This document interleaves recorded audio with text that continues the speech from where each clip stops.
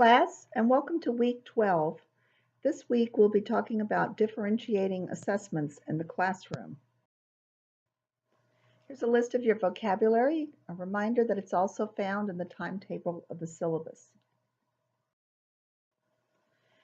So let's think for a minute about diversity. Diversity means having a diverse student population. And so why should we consider this? Why not just teach all students and assess all students the same way? Well, the fact is homogeneous classrooms do not exist. So what does that mean? What does homogeneous mean? As we talked about before, homogeneous means the same. So homogeneous grouping means a big grouping students of the same ability levels together. Homogeneous classrooms would mean that every student would be the same. They'd have the same language, the same cultural background, the same learning ability, and even if you've never taught a day in your life, you would recognize that this would be ridiculous. There are many differences in the classroom. So homogeneous classrooms do not exist. And so we have to teach to the students that we do different strategies and different things, assessments for different students. Letts and Billing said it's just good teaching. It's good practice to consider student diversity. Also, in the last 20 years, there's been a significant increase of inclusion classrooms. So what that means is we are including more and more students with disabilities, English language learners, and others in our classrooms. There's also a legal mandate called IDEA, which we'll talk about, a piece of legislation that gives student rights to education to all students, but particularly to students with disabilities. And then finally, I'm going to touch on the subject of gifted or advanced students because no discussion of diversity would be complete without considering advanced students. So let's consider the different types of diversity that might be in your classroom. The first type will lump under the category ability, students who have different levels of ability in different subjects. We can talk about intellectual disability, and this means the significantly low mental behavior and weak adaptive behaviors. Adaptive behaviors are needed so that a child is able to meet expectations for independence and social responsibility, expectations for the age and context in which the behavior occurs. So what all of this is meaning is you're going to have students in your classroom with low abilities. And this could be for a variety of reasons, sometimes low IQ, and they need to be taught behaviors that will enable them to function well in the classroom, adaptive behaviors. There are a number of rating scales for adaptive behaviors, for example, the Vineland rating scale, that you might be asked to participate. You might be asked, for example, to say, what behaviors can the child do? In addition, there are those with advanced abilities, sometimes called gifted students, that also need to be considered when you're talking about diversity. You might have students with sensory or physical impairment, such as blind students or deaf students. You might have students with emotional or behavioral disorders, which is defined as consistent and inappropriate behaviors and feelings not attributed to other disabilities that interfere with the academic work. So you might have a student who's constantly throwing temper tantrums, for example, and can't seem to get them under control. You might have students exhibit impulsivity or just quickly responding to things or making poor decisions and like impulsively jumping off the slide on the playground. And that's called impulsivity, acting without reflecting or judgment. You might have differences in language, particularly if you teach in an urban environment such as New York City, but now even rural areas are dealing with students with different languages. Different cultures, students come from different cultures, so understanding and respecting their culture is an important part of teaching in the classroom. I apologize for all these noises. There are things going on around my house. Previous educational experiences, some students come in with a lot of enrichment opportunities. They've been to museums, they've been on trips, they have more of a knowledge of the world than others. So these are the different types of diversity you might be asked to deal with in the classroom. Some of these diverse types of diversity are more legally structured than others. So, for example, if a child has an intellectual disability and has an IEP, which we'll talk about in a little bit, you are legally required to provide accommodations for that child. In some states, or many states, you're not legally required to provide accommodations for gifted students. And you're not legally required usually to provide any kind of differentiation for based on culture. But even so, it's good to best practice to be aware of these differences and understand how to get the most out of all learners. When we're talking about assessment, we need to talk about first assessing students with special needs and legal mandates. So most of you will take a course on this, so I'm not going to spend a lot of time on it, but just a few milestones in the development of learning special needs rights and advocates, what they have accomplished over the last 50 years in this country. In 1975, the Education for All Handicapped Children Act, which is Public Law 94-142, was passed. And it led to something called FAPE in LRE. And what that stands for is free and public education in the least restricted environment. The old term we used to use was mainstreaming, and now we call it inclusion. So what that means is students have a right to an education in the least restrictive, environment. So if they don't need a full-time aide, they're not going to put them with a full-time aide. If they don't need to be separated into another classroom, they're going to be taught in the same regular classroom. This stated that education, including assessment, had to be non-discriminatory or not significantly impacted by a disability. So you have a legal obligation to serve the students' needs if they can in the regular classroom under the least restricted environment.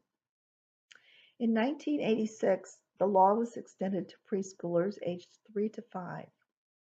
In 1990, it became the Individuals with Disabilities Education Act, or IDEA for short. And it was this law that led to the requirement for IEPs, which we're going to talk about in a minute, or documented accommodations. In 1992, the Americans with Disabilities Act, or ADA, you might have heard it called, and it was amended in 1997, focused on accessibility. So part of ADA covered things like there had to be wheelchair ramps in public schools, for example. But it focused also on fair instruction and assessment. So what does this mean for identification in special education? Well, first of all, it meant that placement in special programs or qualifications for specialized services such as special ed services must be non-discriminatory. It's got to be done by trained personnel, and usually it's a multidisciplinary team identifying students. It must assess specific areas of educational need, not just IQ. So it used to be there was an IQ cutoff. Those of you who maybe have seen the movie Forrest Gump know that there was an IQ cutoff. I think it was 70. And if you fell below that, you couldn't go to school, to a public school. And now the laws have changed, and so now they have to assess on more than just IQ. The test must not discriminate against a child's disability. So, for example, you couldn't give a test to a child, a written test to a child with no arms. And finally, you should use multiple procedures to assess the student. Let's talk about the legal classifications of disabilities within the IDEA law. Mild mental retardation means a child with low IQ and deficits in adaptive behaviors needed for normal functioning. Now, what we need to be careful about here, so these are the children who are about in the 70 to 100 range. Remember, average IQ is 100. We need to be cautious about cultural biases here. So great care needs to be taken to make sure that if a child gets a low score on an IQ test, it's not a language barrier, because that doesn't mean that child has low IQ if they don't understand English. If I had to take an IQ test in Spanish, I'd probably score pretty lowly too. Another classification is sensory impairment, as I said, vision, hearing, or speech deficits. Physical impairment, for example, amputation or a disease like muscular dystrophy that affects the muscles. A learning disability, for example, a disorder in the ability to understand spoken or written language. Emotional disturbances, which I've talked about, and attention deficits. And you hear a lot of people talking about ADD or ADHD. So what do those terms mean? Well, attention deficits is a group of disorders that basically means the child has difficulty focusing or staying focused. Now, there's attention deficit order, ADD, and then there's attention deficit hyperactivity disorder, or ADHD, which adds a component of hyperactivity or excessively hyper behavior in many situations. So if you have an ADD child in your classroom, he or she might have trouble maintaining focus, might jump around, look out the window, play with a pencil, paper clip, tie a shoe, but he's going to stay in his seat. A child with ADHD not only has that trouble maintaining focus, but has a lot of trouble because they're constantly moving around, wanting to get up, hyperactivity. Be careful that you don't diagnose these on your own. Remember that you're not a trained medical professional. All you can do is document what you see in a student and turn the facts over to a team that may or may not refer them to outside medical diagnosis. But you're just serving as a documentarian. You're not saying your child has ADD. So that leads into what is your role in assessment of these students in terms of helping to identify some of these special needs. Well, most of these go through the same steps, whatever district you're at. The individual specific steps within each step will vary, but let's go through the broad steps. First of all, you're going to notice something, right? You're going to notice that the child is not sitting in a seat, or he's not able to pay attention, or he's having temper tantrum. And you're going to go and talk to the school psychologist or the guidance counselor. They're probably going to tell you to start to document some of these instances in the classroom, and then come back in a short period in which you'll do that. And you're going to start, this is called the pre-referral phase. This is where you're communicating your concerns to the counselor, the psychologist, parents, committee members, if you have a team of people who look at these that come up. And you're going to try some interventions. You're not going to go right to a diagnosis. You're going to move that student who has trouble focusing closer to your desk, for example, simple interventions. You're going to work with the school psychologist and the counselor, not to diagnose in a formal way, but just to try to start to focus in on maybe what it is that is concerning about the student's behavior, and what could be under consideration. You know, could the student be ADHD? Could be ADD? You don't really know, but you're starting to recognize specific characteristics. Again, being aware that some of these things might be culturally influenced. At some point, you're going to make a formal referral. If your interventions had no impact, If moving the student closer to your desk had no impact, for example, and the behavior continues, you're going to make a formal referral. And they're different. This is kind of where the process differs at schools. Usually the school psychologist or counselor will call together a committee. You have to submit certain documents that show the strengths, limitations, work samples of the student. And then there will be a meeting of the committee. Um, and so at that point, the referral is filled out. There's a child study meeting, and an IEP is done. The parent will be called in, and together, usually, you work on the IEP. Now, an IEP, or an individualized education plan, is a plan for providing appropriate services for students with one or more disabilities. And so a lot of times on these plans, you'll see the documentation of the behavior. You'll see the documentation of the accommodation. If there's been a medical diagnosis, that'll be included, like ADHD. And so all of this will come together, and the hope is to produce goals that the students can work towards fulfilling. Accommodations will be spelled out. So if there's an assessment accommodation, for example, do they get extended time? Do they get transcribed notes? That'll all be spelled out in the IEP. Now let's talk for a bit about the assessment piece of that IEP. So what kinds of difficulties do these students run into with assessment?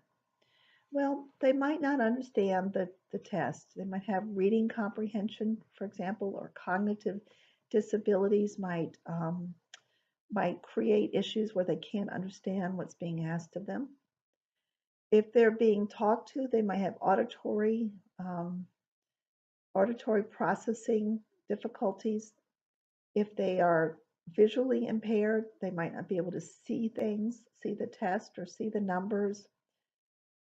They might get flustered and have time constraints, and they might not finish the test on time. They might have anxiety or embarrassment about the test. So there's a whole varied spectrum of behavior that you might see with some of these when students are tested. So part of the IEP may be to ask you to accommodate some of those behaviors on the test.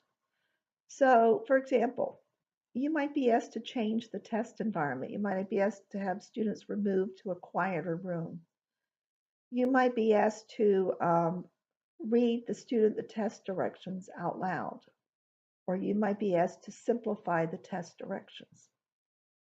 Time is usually extended time, so students might get a time and a half on a test. Students might not do well on a written test, but do have a chance of showing you their knowledge if they're allowed to verbally express what they know. So the IEP may actually suggest or require that you change the format of the test, for example, from written to verbal. Grading is a controversial accommodation, but there is some discussion that on some IEPs that this student may not have to come up to as high a mark to get the same grade as someone else. Alternatives to test are also a good accommodation, and that students who don't test well can be given a project, for example, to do. So to go through those again one at a time, limit distractions on the environment, student privacy, giving them, for example, I don't know if you've seen those big boards that go around students' desks, and this should not be a stigma thing. It should be explained to the class that Derek needs privacy to take his test. He concentrates better. And it should be a low stress environment. Accommodations and directions, straightforward, clear, and brief. Provide one direction for each sentence and put each sentence on a separate line. So instead of running, like for some of your students, you might run all those directions together in a paragraph. If you separate this direction step by step, Simplify the steps and put each step on a separate line. It seems to help. Um, give them directions only when they need them. So sometimes we give a lot of directions at once, but maybe you want to pace it out and say, okay, now do this, and let the student do that, and then say, okay, now do that. Formatting, keep it simple and easy. Larger fonts maybe for students with visual disabilities. You can read the questions out loud if that's required on the IEP. You can allow more time for questions. I'm sorry, you can allow time for students to ask questions before they get started. You can provide examples for how to answer, ones that don't exactly answer the question, but give them an idea. And as always, check for understanding. So have the student say back to you, can you tell me what you're supposed to do? Time accommodations include extended time, breaks during long exams, frequent short tests, and retakes. Format accommodation. So if you're doing short answer or fill in types of items, you could provide a word bank for the student, whereas others may not get a word bank. You could do sentence prompts or graphic prompts. In other words, just giving them a little more information than other students have. For essays, you could give them a graphic organizer to help them organize their ideas, or sentence prompts or graphic prompts. Accommodations involving grading may be required by an IEP. IEP grading tends to focus on the level of the mastery of the IEP goals or objectives. So what some people will do is say, okay, I'm not going to grade you on the regular content that we're learning, but I'm going to grade you on how well you're doing on your IEP objectives. You should check with your district to find out how they manage that. And finally, contracting is when a teacher and student enter a contract that specifies the level of work that must be done for a particular grade. So you would have your calculation for all other students and how you're grading, and then you would do these one or two students based on a contract. Okay, you have to do this and this and this for an A, and do this and this for a B. Alternatives to test are important. You can give students choice that seems to motivate them, and it can be a rich tool for student motivation. You can utilize technology instead of just giving them regular tests. You can allow them to do technology projects, and it can draw on student strengths outside the content area. So you might have a student who's not particularly a good mathematician, but they're great at technology. And so you can motivate them a little bit by letting them do a math project on the computer.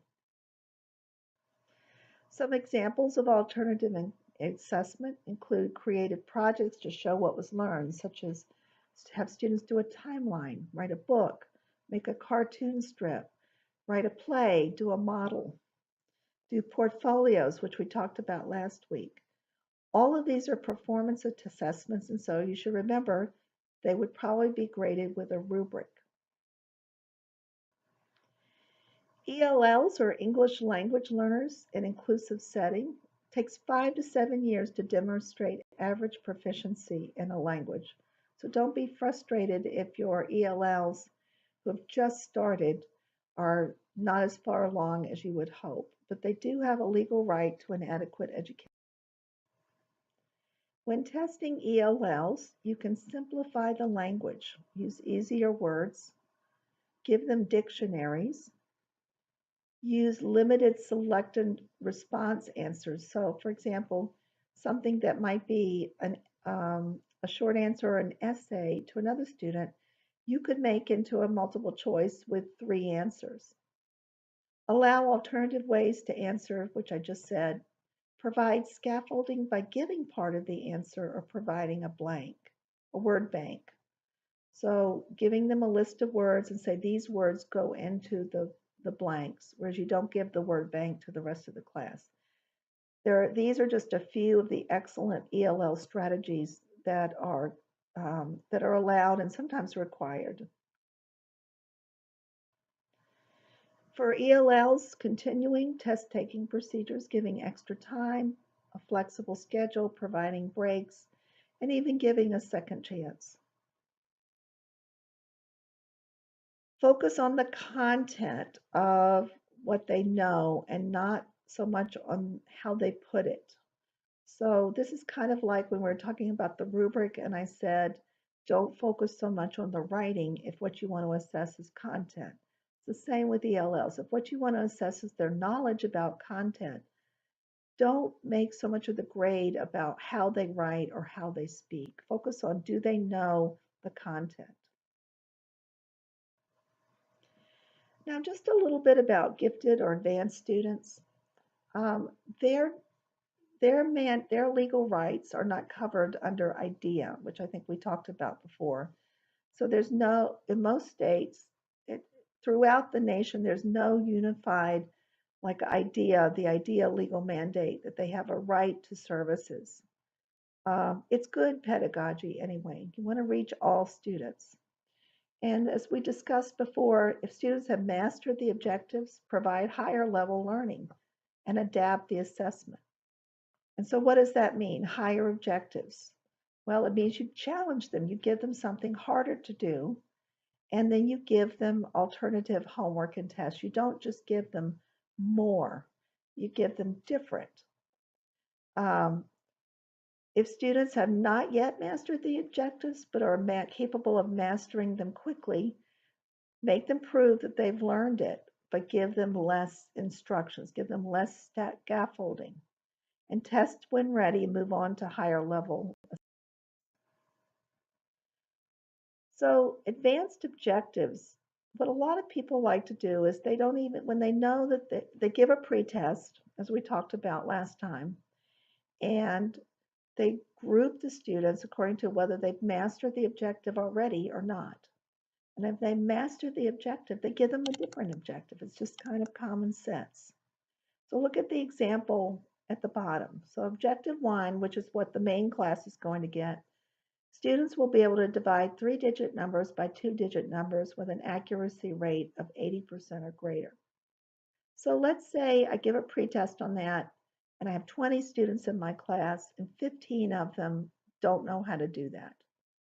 5 of them do it repeatedly, accurately, over and over and over again.